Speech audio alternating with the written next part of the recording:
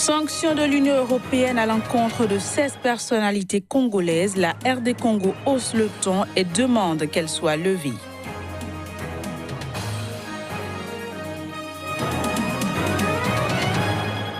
Premier salon de l'armement organisé par l'Égypte, il a été inauguré par le président Abdel Fattah al-Sisi et la ministre des Armées française.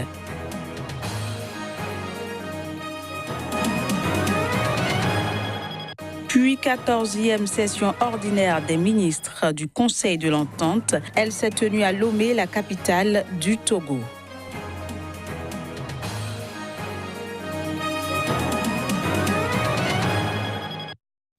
Nouvelle session de l'information sur Sika TV. Bienvenue à toutes et à tous. Je l'annonçais en titre, la République démocratique du Congo menace de prendre des mesures de rétorsion contre l'Union européenne si elle ne lève pas les sanctions prises à l'encontre de 16 personnalités congolaises. Le ministre des Affaires étrangères congolais a fait cette annonce le week-end dernier lors d'un discours à l'endroit des chefs des missions diplomatiques. Reportage Yeyet Mavinga. Le chef de la diplomatie congolaise, Léonard Tchéo-Kitundu, a rappelé les efforts de dialogue faits auprès de l'Union européenne afin d'obtenir la levée des mesures restrictives à l'encontre de 16 personnalités congolaises. Parmi les efforts fournis, il a notamment évoqué la conversation téléphonique avec Mme Federica Mogherini, vice-présidente de la Commission européenne. Tchéo-Kitundu a démontré le caractère contre-productif des sanctions et a demandé leur retrait avant la tenue du prochain scrutin. Dans l'hypothèse où l'Union européenne demeurait insensible à la demande congolaise, soutenue par l'Union africaine et les organisations sous-régionales africaines habilitées, cela compromettrait dangereusement nos relations de partenariat.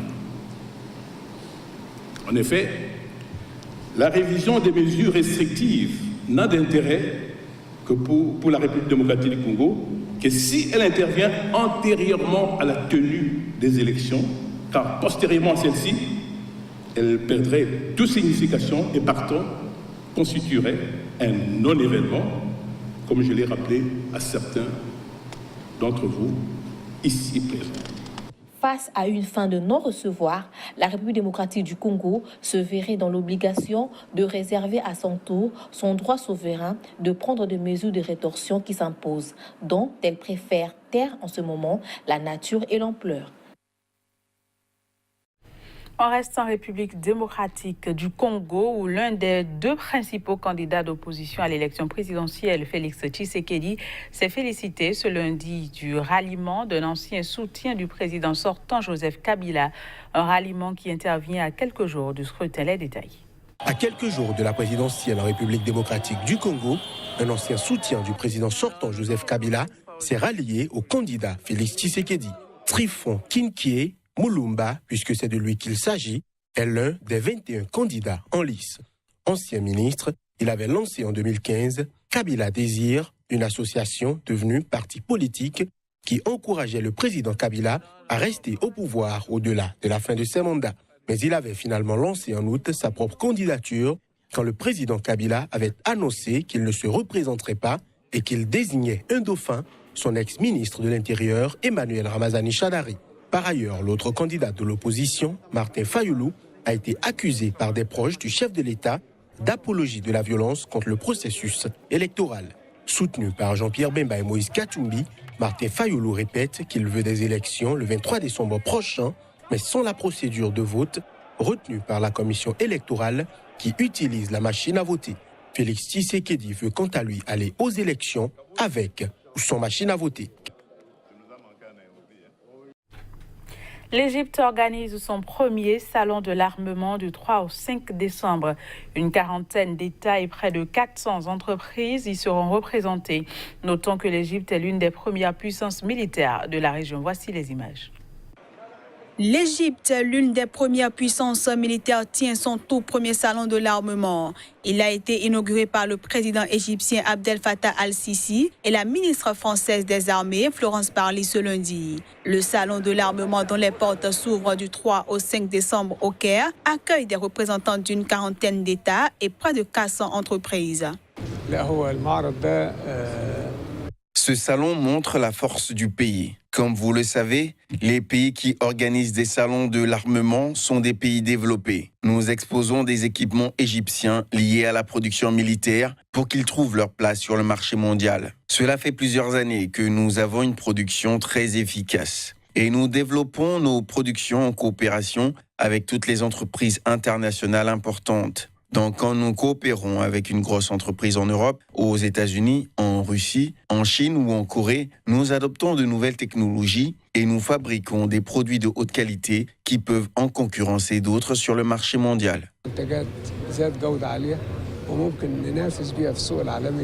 Depuis 2015, l'Égypte a conclu pour 6 milliards d'euros de contrats d'armement avec Paris, portant notamment sur la vente de 2 porte-hélicoptères Mistral, de missiles et de 24 avions Rafale. Les organisations de défense des droits de l'homme accusent le pays d'utiliser des armements d'origine européenne contre des civils, notamment pour réprimer l'opposition et les activistes.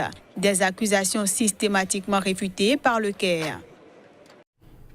Le roi marocain Mohamed VI a rendu visite au président gabonais Ali Bongo Ondimba qui poursuit sa convalescence depuis le 29 novembre dernier à l'hôpital militaire de Rabat.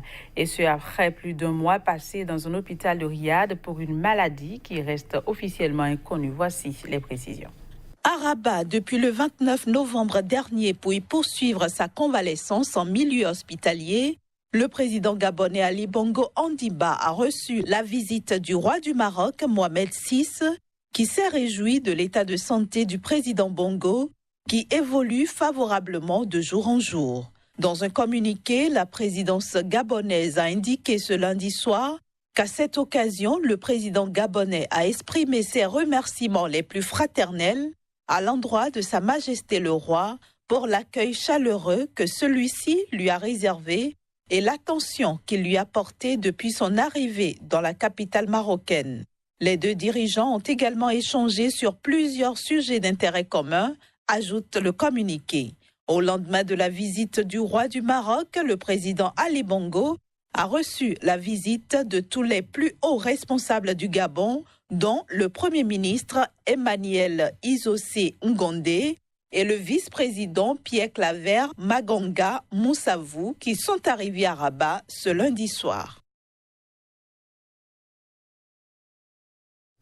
La 14e session ordinaire du Conseil des ministres de l'Entente s'est tenue à Lomé, la capitale togolaise, le 1er décembre dernier.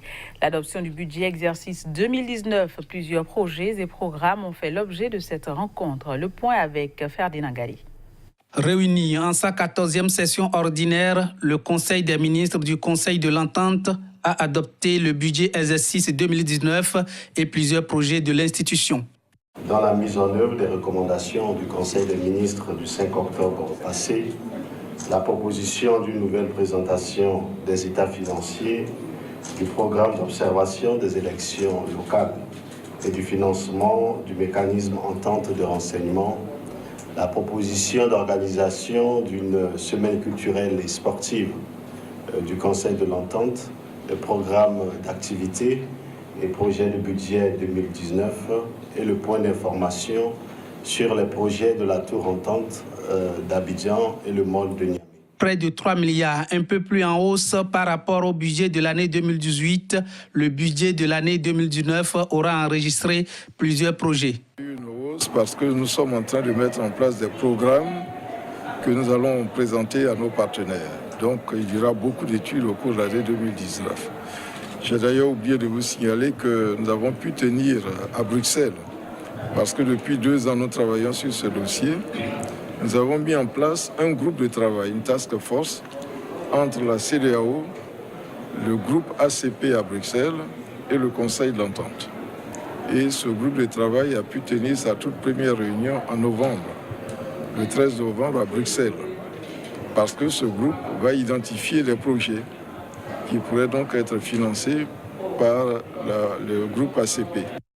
Le secrétariat exécutif du Conseil de l'Entente, la plus vieille institution de la sous-région ouest-africaine, après sa renaissance en 2012, force l'admiration de ses membres fondateurs par des projets de développement durable. Le Conseil de l'Entente célébrera son 60e anniversaire en mai 2019.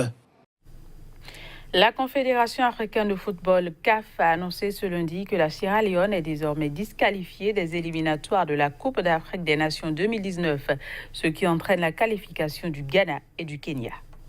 La Sierra Leone est disqualifiée des éliminatoires de la Coupe d'Afrique des Nations 2019 et les résultats de ces matchs sont annulés.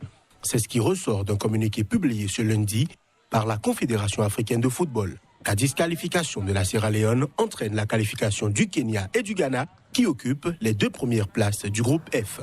Les habitants de Nairobi réagissent à cette annonce de la Confédération africaine de football. En général, je suis très fier et très heureux que les Stars d'Harambee soient qualifiées pour la Coupe d'Afrique des Nations. C'est quelque chose qu'elles ont essayé pendant quelques années, mais elles ont réalisé leur rêve. Donc un tel exploit ne doit pas rester sans récompense. Je crois qu'ils vont bien s'en sortir.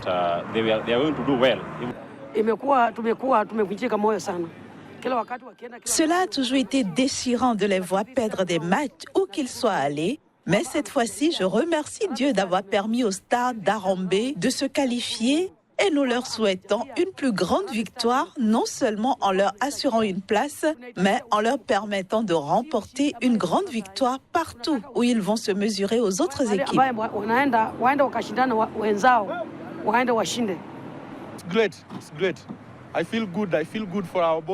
C'est génial. J'ai bon espoir pour nos garçons et c'est une plateforme où le reste du monde verra que le Kenya peut vraiment réussir et que certains de nos joueurs seront sélectionnés pour des clubs plus importants. La CAF ne précise pas la raison pour laquelle la disqualification a été décidée, mais la Sierra Leone est par ailleurs suspendue par la FIFA pour ingérence gouvernementale. La FIFA reproche en effet aux autorités l'éviction de la présidente de la Fédération de football, Isha Johansen, et du secrétaire général, Chris Kamara, par le ministre des Sports pour des soupçons de corruption, matchs truqués et direction défaillante. Début octobre déjà, la CAF avait annulé 2 matchs de la Sierra Leone contre le Ghana prévus en octobre en raison de la dispute entre Freetown et la FIFA. Sport toujours, le Croate Luka Modric a remporté ce lundi le Ballon d'Or 2018, devançant ainsi les champions du monde français, notamment Antoine Griezmann sur le podium. Finaliste du mondial en Russie, il met ainsi fin à une décennie de règne sans partage de Lionel Messi et Cristiano Ronaldo. Les précisions. Le Ballon d'Or 2018 a été attribué ce lundi au Croate Luka Modric. Il met ainsi fin au règne de Cristiano Ronaldo et de Lionel Messi, vainqueurs des 10 derniers trophées, récompensant le meilleur joueur de l'année, décerné par un panel de journalistes. Vainqueur de la Ligue des Champions avec le Real Madrid et finaliste du Mondial avec la Croatie, Luka Modric a dévancé Cristiano Ronaldo et Antoine Griezmann, seul représentant de la France championne du monde sur le podium. Raphaël Varane termine 7e et Lionel Messi 5e selon le classement à rebours du Ballon d'Or, égrené sur les médias du groupe France Football, organisateur du prix. Une autre des surprises de ce classement, c'est Neymar, attaquant du Brésil, qui occupe la 12e place alors qu'il avait toujours figuré dans le top 10 du Ballon d'Or. Il y avait 30 présélectionnés pour cette récompense individuelle suprême. Cette année, 2 nouveaux prix ont été aussi décernés. Il s'agit du trophée Copa du meilleur jeune de moins de 21 ans remis à Kylian Mbappé et le Ballon d'Or féminin. Voilà, c'est la fin de ce journal. Merci de l'avoir suivi. Au revoir.